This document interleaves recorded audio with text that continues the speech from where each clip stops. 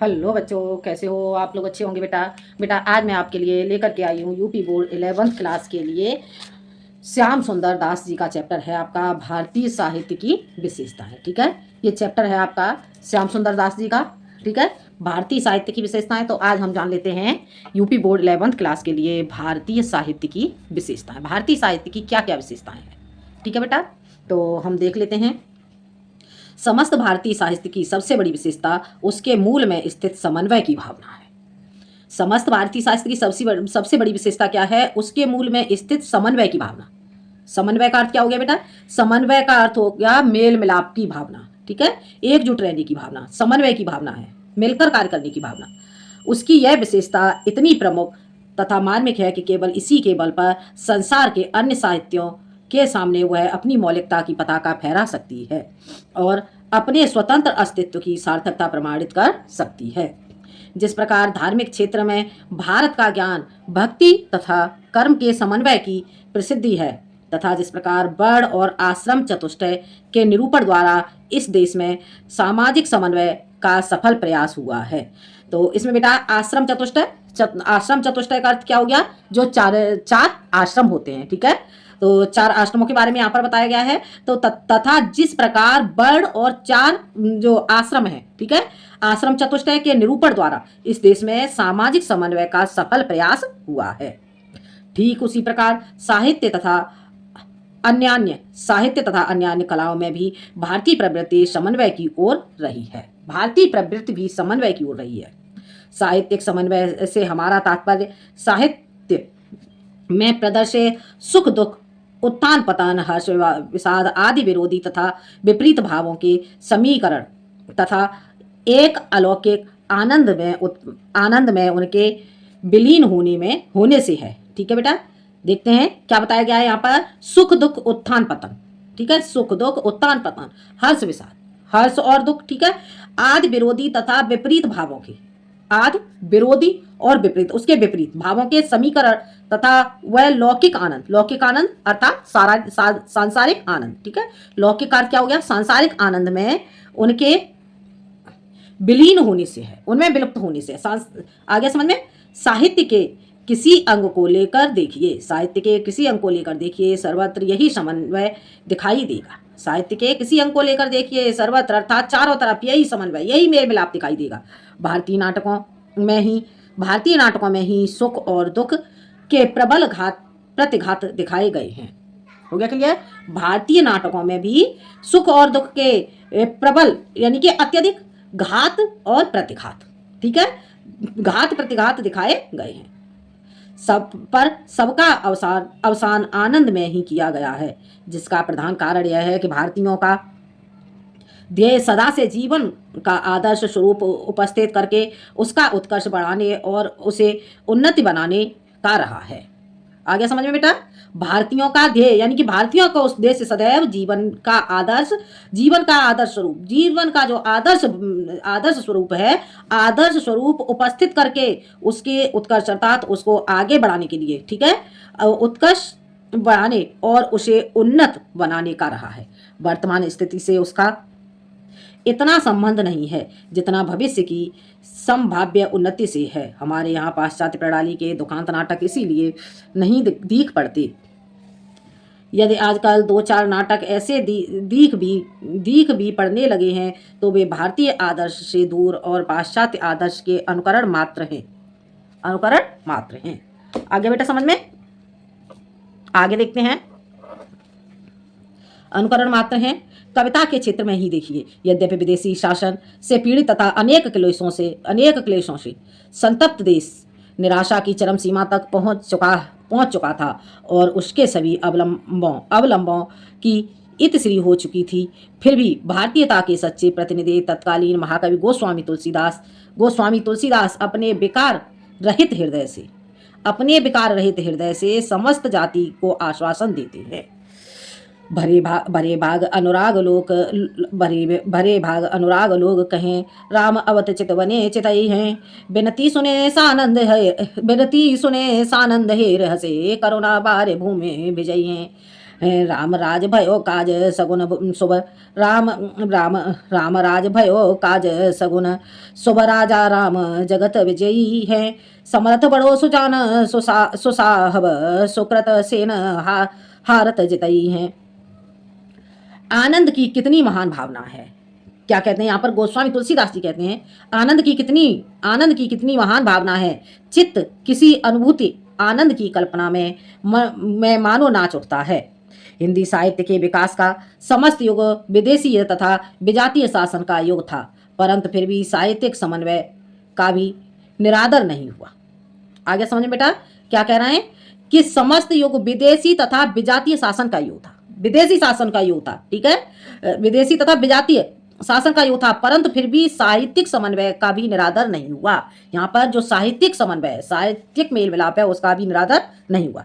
आधुनिक युग के हिंदी कवियों में यद्यपि पाश्चात्य आदर्शों की छाप पड़ने लगी है और लक्षणों को देखते हुए इस छाप के अधिकाधिक गहरी हो जाने की संभावना हो रही है, तथापि जातीय साहित्य की धारा अक्षुण्ण रखने वाले कुछ कवि अब भी विद्यमान हैं।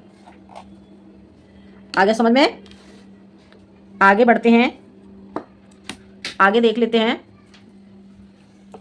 यदि हम थोड़ा सा विचार करें तो उपर्युक्त साहित्यिक समन्वय का रहस्य हमारी समझ में आ सकता है। जब हम थोड़ी देर के लिए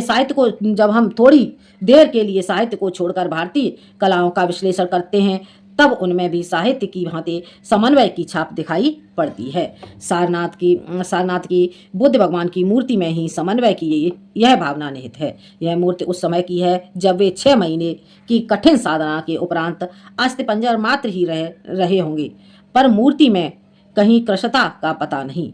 उसके चारों ओर एक स्वर्गीय आभा नृत्य कर रही है। उसके चारों ओर एक स्वर्गीय आभा नृत्य कर रही है।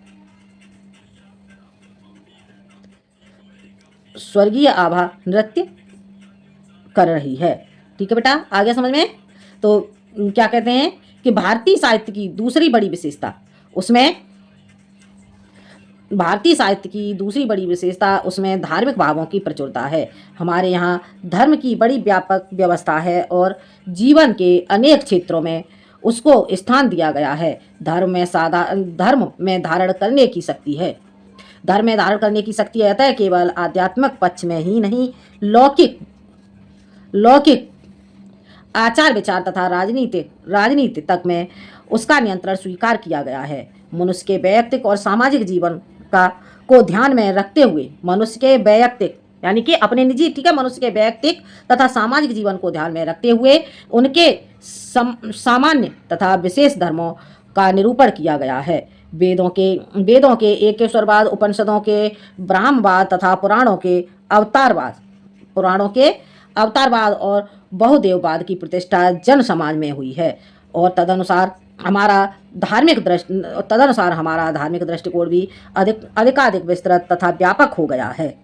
हमारे साहित्य पर धर्म की इस अतिशयता का प्रभाव 2 प्रधान रूपों में पड़ा। आध्यात्मिकता की अधिकता होने के कारण हमारे साहित्य में एक ओर तो पवित्र भावनाओं और जीवन संबंधी गहन तथा गंभीर विचारों की प्रचुरता हुई और दूसरी ओर साधारण लौकिक भावों तथा विचारों का विस्तार अधिक नहीं हुआ। प्राचीन वैदिक साहित्य से लेकर हिंदी के वैष्णव साहित्य तक में हम यही बात पाते हैं। सामवेद की मनोहारिणी तथा मृदु गंभीर ऋचाओं से लेकर सूर तथा मीरा आदि की सरस रचनाओं तक में सर्वत्र परोक्ष भावों की अधिकता तथा लौकिक विचारों की न्यूनता देखने में आती है। उपर्युक्त मनोवृत्तियों का परिणाम यह हुआ कि साहित्य में उच्च विचार तथा पूत भावनाएं तो प्रचुरता से भरी गईं, परंतु उनमें लौकिक जीवन की अनेक रूपता का प्रदर्शन न हो सका। आगे समझ में, परंतु उनमें लौकिक जीवन यानी कि सांसारिक जीवन की अनेक रूपता का प्रदर्शन न हो सका। हमारी कल्पना आध्यात्मिक पक्ष में तो निस्सीम तक पहुंच गई। निस्सीम तक पहुंच गई, परंतु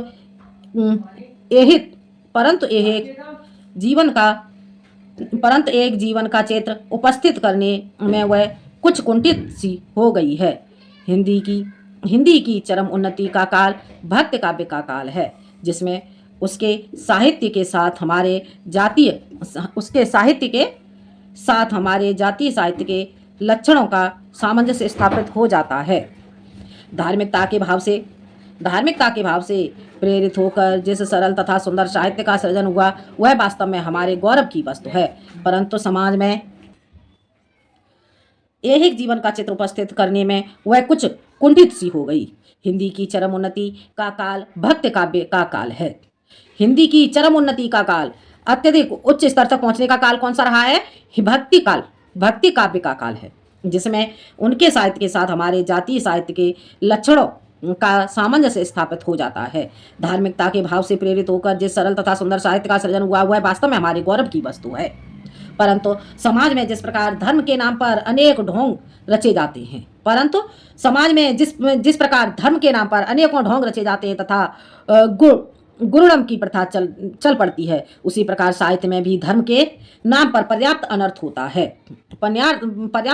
है। साहित्य हिंदी साहित्य के क्षेत्र में हम यह अनर्थ दो प्रमुख रूपों में देखते हैं। एक तो सांप्रदायिक कविता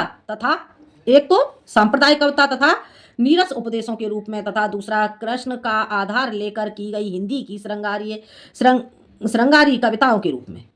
आगे समझ में कैसे किया गया है? एक तो क्या किया है? नीरस उपदेशों के रूप में, ठीक है। एक तो सांप्रदायिक कविता तथा नीरस उपदेशों के रूप में किया गया है, और दूसरा कृष्ण का आधार लेकर की गई हिंदी की श्रृंगारी कविताओं के रूप में। हिंदी में सांप्रदायिक कविता का एक युग ही हो गया है, और नीति के दोहों की तो अब तक भरमार है। अन्य दृष्टियों से नहीं तो कम से कम शुद्ध साहित्यिक समीक्षा की दृष्टि से ही सही सांप्रदायिक तथा उपदेशात्मक साहित्य का अत्यंत निम्न स्थान है, क्योंकि नीरस पदावली के कोरे उपदेशों के कवित्व की मात्रा बहुत थोड़ी होती है। राधा कृष्ण को लेकर हमारी श्रृंगारी कविताओं ने अपने कलुषित तथा वासनामय उद्गारों को व्यक्त करने का जो ढोंग निकाला वह समाज के लिए हितकर नहीं हुआ।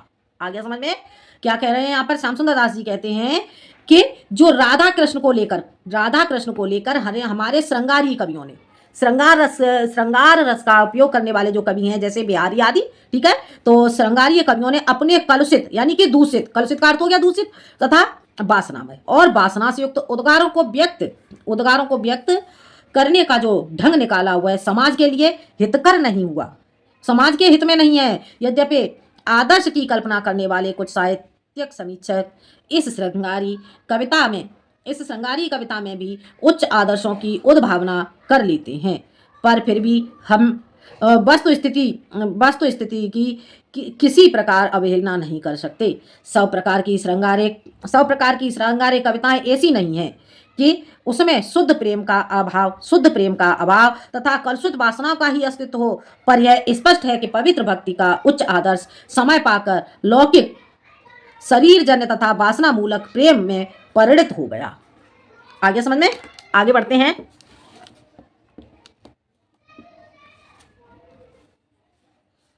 भारतीय साहित्य की इन दो प्रधान विशेषताओं का उपर्युक्त विवेचन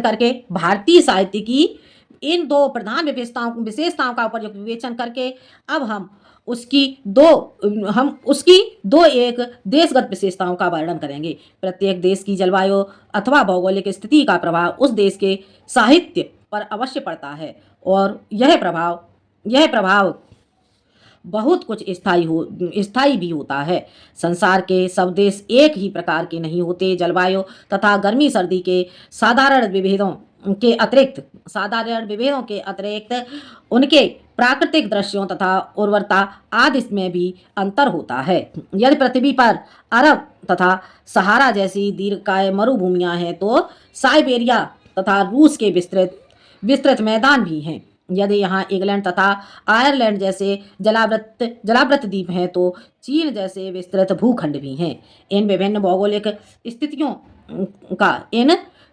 भौगोलिक स्थितियों का उन देशों के साहित्यों से जो संबंध होता है उसी को इस साहित्य की देशगत विशेषताएं कहते हैं। भारत की शस्य श्यामला भूमि में जो निसर्ग सिद्ध सुषमा है उस पर भारतीय कवियों का चिरकाल से अनुराग रहा है। यूँ तो प्रकृति की साधारण वस्तुओं भी मनुष्य मात्र के लिए आकर्षक होती हैं, परंतु उसकी सुंदरतम विभूतियों में मानव वृत्तियां विशेष प्रकार से रमती हैं। अरब के कवे मरुस्थल में बहते हुए किसी साधारण से झरने अथवा ताड़ के लंबे लंबे पेड़ों में ही सौंदर्य का अनुभव कर लेते हैं तथा ऊँटों की चाल में ही सुंदरता की कल्पना कर लेते हैं। परंतु जिन्होंने भारत की हिमाच्छादित शैलमाला पर संध्या की सुनहली सुनहली किरणों की सुषमा देखी है, अथवा जिन्हें घनी अमराइयों की छाया में कलकल ध्वनि से बहती हुई निर्झरणी तथा उसकी समीपवर्तिनी लताओं की बसंत श्री देखने का अवसर मिला है, साथ ही जो यहाँ के विशालकाय हाथियों की मत वाली चाल देख चुके हैं, उन्हें अरब की उपर्युक्त वस्तुओं में सौंदर्य तो क्या, उल्टे नीरस शुष्कता और भद्दापन ही मिलेगा। भारतीय कवियों को प्रकृति की सुंदर गोद में क्रीड़ा करने का सौभाग्य प्राप्त है। वे हरे भरे उपवनों तथा सुंदर जलाशयों के तटों पर विचरण करते तथा प्रकृति के नाना मनोहारी रूपों से परिचित होते हैं। यही कारण है कि भारतीय कवि प्रकृति के संश्लिष्ट तथा सजीव चित्र जितनी मार्मिकता, उत्तमता तथा अधिकता से अंकित कर सकते हैं तथा उपमा उत्प्रेक्षा के लिए जैसी सुंदर वस्तुओं का उपयोग कर सकते हैं, वैसा रूखे सूखे देश के निवासी कभी नहीं कर सकते। यह भारत भूमि की ही विशेषता है कि यहाँ के कवियों का प्राकृतिक वर्णन तथा तत्संभव सौंदर्य ज्ञान उच्च कोटि का होता है।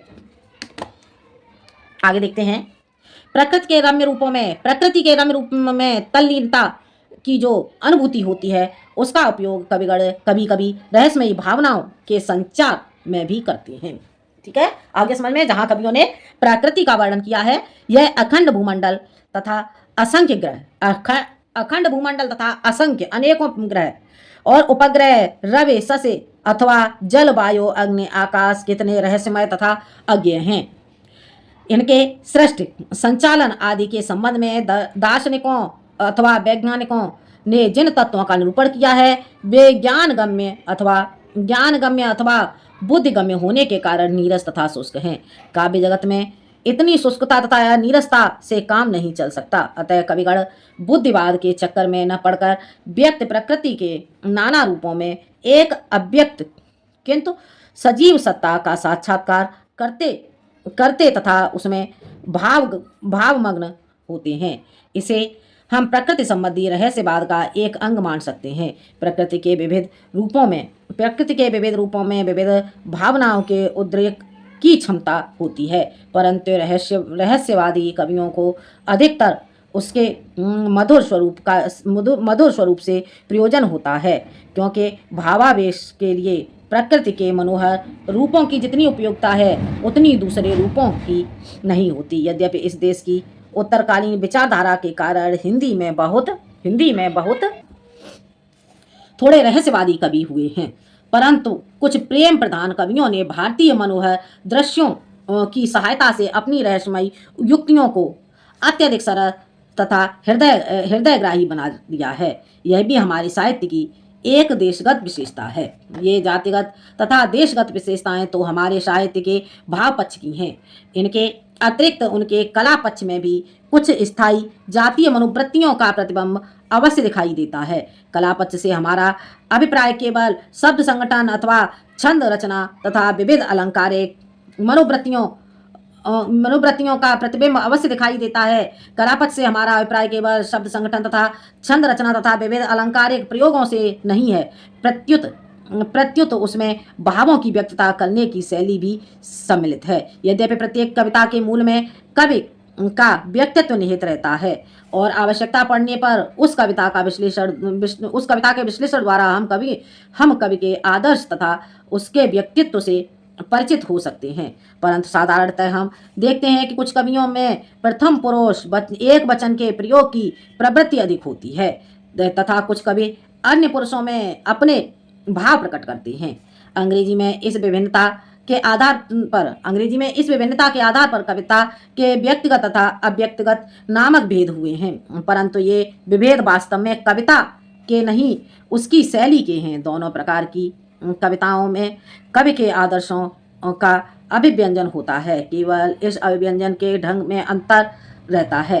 एक में वे आदर्श आत्मकथन अथवा आत्मनिवेदन के रूप में व्यक्त किए जाते हैं, दूसरे में उन्हें व्यंजित करने के लिए वर्णनात्मक प्रणाली का आधार ग्रहण किया जाता है। भारतीय कवियों में दूसरी शैली की अधिकता तथा पहली की कमी पाई जाती है। यही कारण है कि यहाँ वर्णनात्मक काव्य अधिक है तथा कुछ भक्त कवियों की रचनाओं के अतिरिक्त उस प्रकार की कविता का अभाव है जिसे गीत काव्य कहते हैं और जो विशेषकर पदों के रूप में लिखी जाती हैं। साहित्य के कला पक्ष की अन्य महत्वपूर्ण जातीय विशेषता से परिचित होने के लिए हमें उसके शब्द समुदाय पर ध्यान देना पड़ेगा। साथ ही भारतीय संगीत शास्त्र की कुछ साधारण बातें भी जान लेनी होंगी। वाक्य रचना के विविध भेदों, शब्दगत तथा अर्थगत अलंकारों और अक्षर मात्रिक तथा लघु गुरु मात्रिक आदि छंद समुदायों का विवेचन भी उपयोगी हो सकता है, परंतु एक तो वे विषय इतने विस्तृत हैं कि इन पर यहाँ विचार करना संभव नहीं। दूसरे, इसका संबंध साहित्य के इतिहास से उतना पृथक नहीं है जितना व्याकरण, अलंकार और पिंगल से है। ठीक है बेटा। पिंगल किसे कहा गया बेटा? पिंगल यहाँ पर कहा गया है छंद के लिए। ठीक है। छंद का को अन्य दूसरे किस नाम से जाना जाता है? छंद को पिंगल के नाम से भी जाना जाता है। ठीक है। तो व्याकरण, अलंकार और छंद। ठीक है। तीसरी बात यह भी है कि इनमें जाति विशेषताओं की कोई स्पष्ट छाप भी नहीं दिख पड़ती, क्योंकि ये सब बातें थोड़े बहुत अंतर से प्रत्येक देश के साहित्य में पाई जाती हैं। ठीक है बेटा। तो ये था आपका चैप्टर भारतीय साहित्य की विशेषताएं। ठीक है बेटा। अगले वीडियो में मैं लेके आती हूँ बेटा इसके अभ्यास प्रश्न। आज के लिए इतना ही। अगले वीडियो में नए टॉपिक के साथ इसी चैप्टर के अभ्यास प्रश्न लेके आती हूँ। अगर आपको वीडियो पसंद आए तो लाइक करें, शेयर करें, सब्सक्राइब करें। धन्यवाद।